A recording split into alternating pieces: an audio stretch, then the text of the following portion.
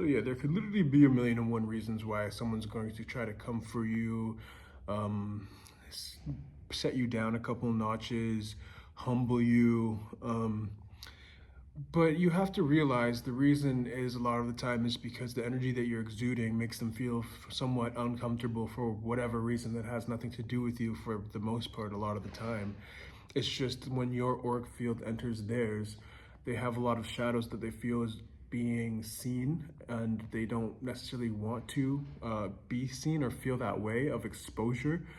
And I don't want to be corny and use terms such as light or dark or whatever, but like when you have a certain frequency, um, kind of all encompassing of, or you're kind of a seer, you're not judging, but maybe some of the tactics that they might use and get away with easily more often, it might not work on you. So anyways, long story short, they might want to put you down a couple notches just so they feel comfortable around your energy and your auric field so they could continue perpetuating the frequency that they are on.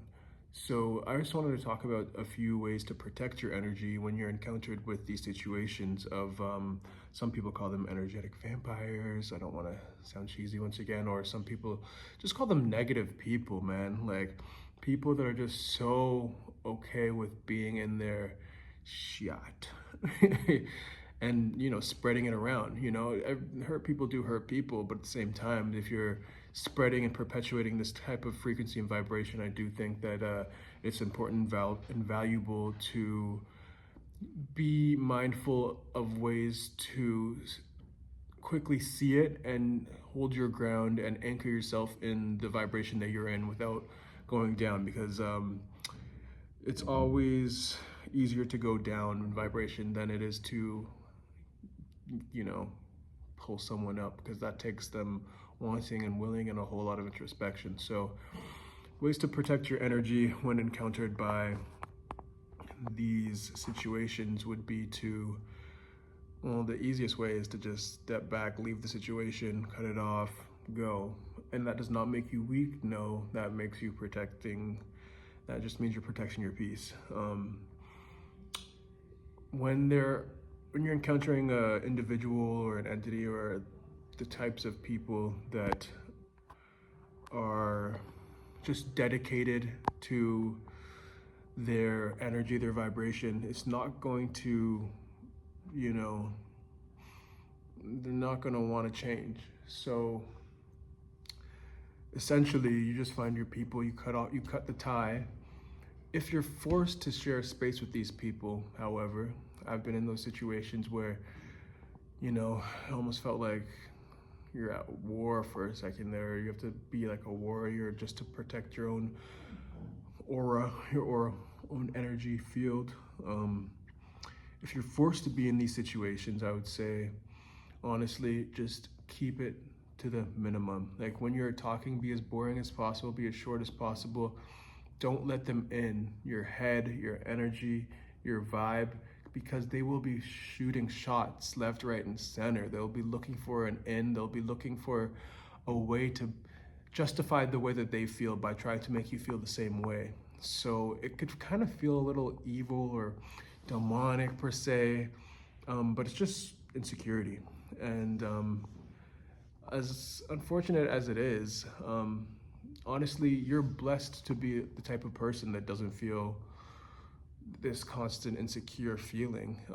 It's honestly, you should take it as a compliment, because when you're seeing people act towards you in ways that you would never act towards them, or that you're not familiar with that type of belittling energy or that insecurity overall, it's because you're blessed to not only have um, an energy that is to be shared, and an energy that is very pure, or an energy that has a lot of love to give, but also you don't have, or at least you're not acting on, you've come to peace with whatever makes you different. It doesn't matter what you look like on the outside. It matters what energy you have within you that's radiating. You could be the least conventionally attractive person. And if you have a beautiful energy, that shines so bright, and that's really what defines the effect you leave on people, and that defines how beautiful you really are. So I don't know, you can meet the beautiful people that you think are conventionally attractive, that have these that also have these darker negative vibrations, and that comes down to the way they feel about themselves, the way they feel about life, maybe things they've done in the past. They're holding on to these energies and these vibrations. I don't want to keep repeating that, but when you see it, you'll see it. When you feel it, you feel it. And you have to be aware of these attacks. They could come from any angle, and you really have to protect your peace, and that's really crucial. So I said distancing yourself is one way to keep the peace. Being short, don't draw out the conversation too long. You don't have to entertain these people nonstop just because they're trying to get into your energy. And one thing you'll see and you will notice is it's very often that they will pry and pry and pry, and they'll try to get under your skin, and they'll try to echo in your thoughts, and they'll try to turn you against yourself.